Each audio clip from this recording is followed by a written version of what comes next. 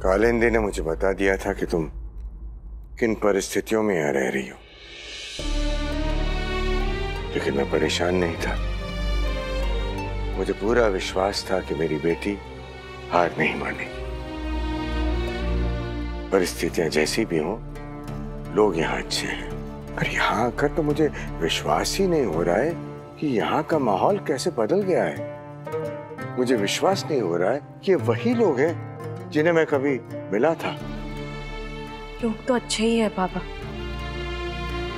और दोष उनका भी नहीं है, बस सभी उलझे हुए हैं। इसका जिम्मेदार मैं हूं। एक कमजोर क्षण में, जब मुझे अपने जीवन का भय था, तुम्हारे भविष्य की चिंता थी, तब मैंने तुम दोनों को विवाह के लिए विवश किया। तब मुझे पता नहीं था कि मेरे इस फैसले का परिणाम क्या होगा। मैंने तो यही सोचा था कि अगर मुझे कुछ हो गया तो तुम्हारा क्या होगा। तुमने भी मेरी इच्छा का मान रखकर विवाह कर लिया, लेकिन अपने स्वार्थ में मैंने तुम्हें गहरी चोट पहुंचाई है। आपने कोई चोट नहीं पहुंचाई है बाबा। मैं तो आपकी ही बेटी हूँ, मुझे आपकी इच्छा का मान तो रखना ही था। लेकिन बख्शी जी, आप उनके लिए क्या थे? कुछ भी नहीं। फिर भी उन्होंने आपकी बात मानी। ऐसे निस्वार्थ आदमी के साथ विवाह करा के आपने मुझे जीवन का सबसे अच्छा उपहार दिया है। लेकिन इस तरह कैसे रह पाओगी तुम बेटी? रहने देंगे ये लोग? मेरे लिए सवाल ये नहीं है कि वो रहने देंगे या नहीं, बल्कि सवाल ये है कि क्या मैं उन्हें इस तरह देखना चाहती हूँ? नहीं, क्योंकि मैंने इन लोगों की अच्छाई देखी है। मुझे लगता है कि तुम्हारा फैसला बिल्कुल सही है। मैं कल सुबह यहां से खून के लिए निकल जाऊंगा। तुम मेरे साथ चलो। चलूंगी बाबा, लेकिन बख्शी जी के ठीक होने के बाद। पिछली बार मैं उन्हें बिना बताए चली गई थी। इस बार उन्हें बताकर जाना चाहती हूँ, समझाकर जाना चाहती हूँ कि मैं क्यों जा रही हूँ। एक बात कहूँ, आप कल चले जाइए। आप पर कोई उंगली उठाए मुझे बर्दाश्त नहीं होता। अपनी बेटी को छोड़कर चला जाओ? नहीं जियो, जब तुम जाने के लिए तैयार होगी तब मैं जाऊंगा तुम्हारे साथ। हम साथ साथ जाएंगे। तब तक यहाँ जो भी हो रहा है उसमें हम साथ रहेंगे।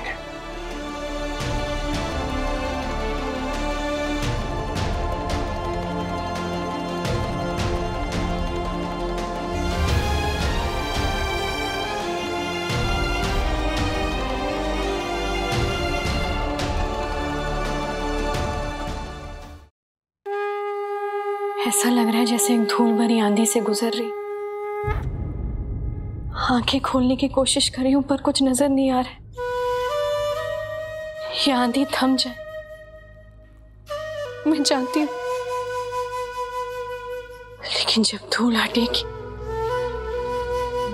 तो पता चलेगा कि क्या खोया है। इसी डर से कहीं ना कहीं इस आंधी में ही अपने आप को सुरक्षित महसूस कर रही।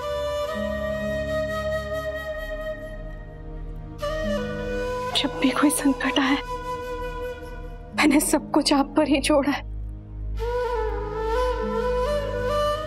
इस बार भूल हो गई थी तो माँ ने याद दिलाया। अब आप जो चाहें सब आपके ऊपर है।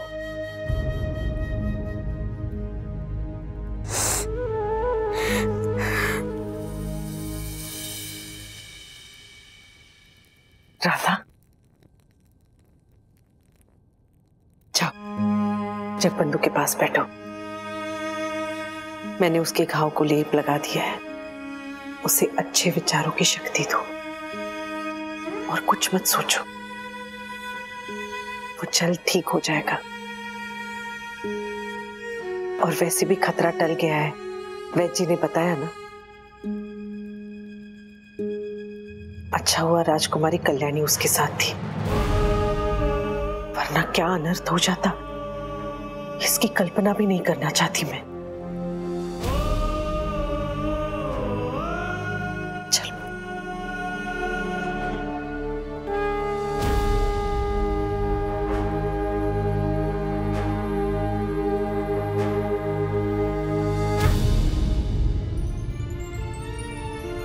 जल्दी से उन्हें अच्छा कर दीजिए। इसके अलावा एक और मदद चाहिए आपसे। जब मैं उनसे कहूं कि मैं जा रही हूं, तो वो मेरी बात सुने। आसानी से मानते कहाँ है वो। मैं नहीं चाहती कि वो ठीक होते होते ही मुझसे बहस करे। जाने से पहले उनसे झगड़ा नहीं करना चाहती मैं।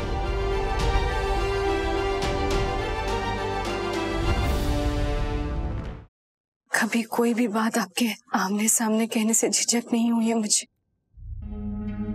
हमारा रिश्ता ही ऐसा है ना? लेकिन ये बात मैं आपके सामने नहीं कह पाऊंगी, इसलिए ऐसे ही कह के मन हल्का कर लेने दीजिए।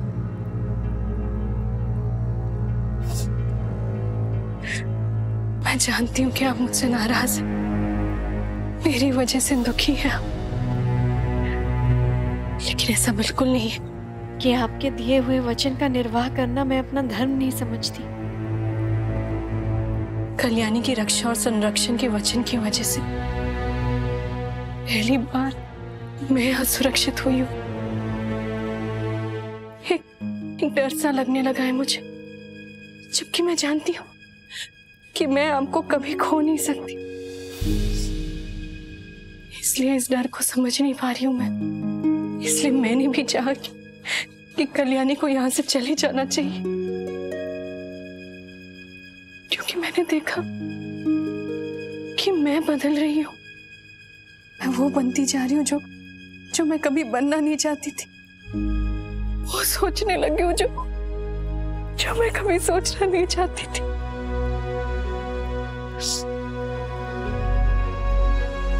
मुझे माफ कर दीजिए। मुझे पता है कि मेरी वजह से आपको बहुत दुख पहुंचा है।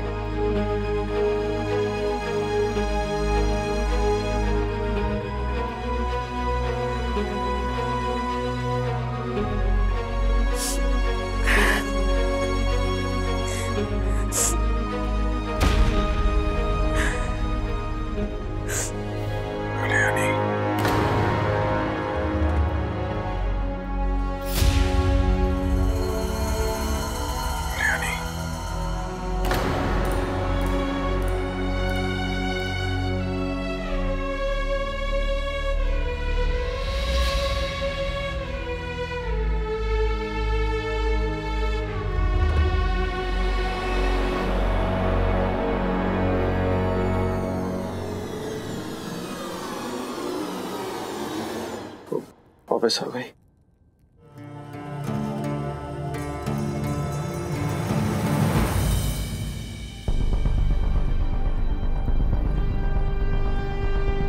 मुझे उससे बात करनी है अकेले।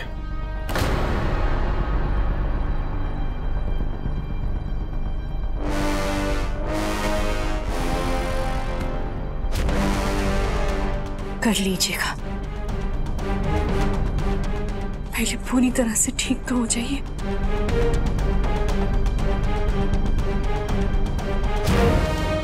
नहीं, अभी बात करनी है।